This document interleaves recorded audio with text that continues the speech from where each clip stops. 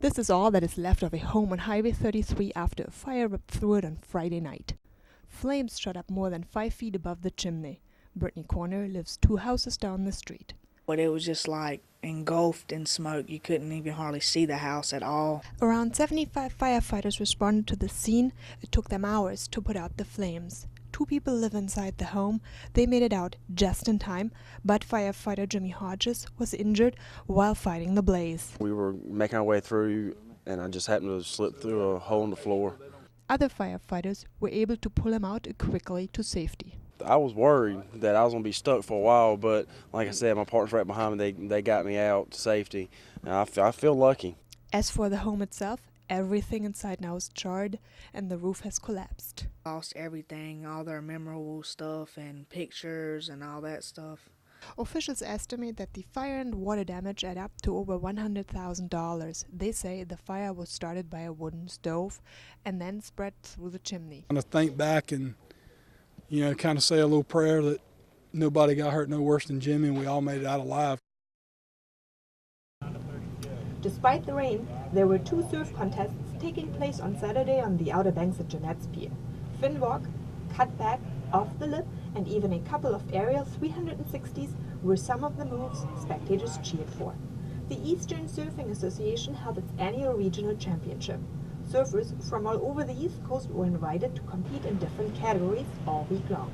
This was the 44th ESA event held on the Outer Banks.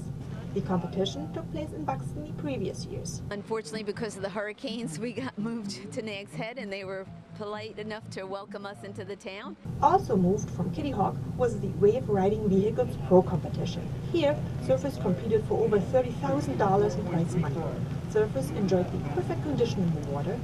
Jeanette's Pier is super sick, probably one of the best, nicest piers I've ever been to. So I'm stoked on that, and it has a nice sandbar and everything.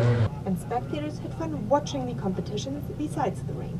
Even in the conditions that you have today, the waves are still good. I think it's good. We're seeing a lot of good competition out here today. Both contests were held at the same time on either side of Jeanette's Pier. Close to 200 reenactors gathered in Plymouth on Saturday to commemorate the 147th anniversary of the Battle of Plymouth. Civil War reenactors say it was the second largest land battle in North Carolina. It happened in April 1864. My relative Edward Boots was captured on April 20th, 1864 here at Plymouth.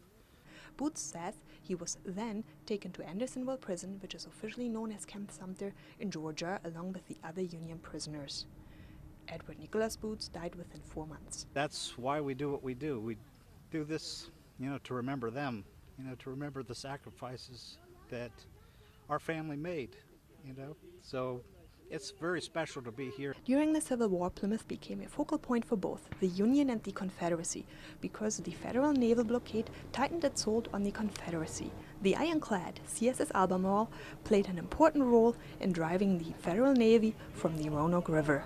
Reenactors agree.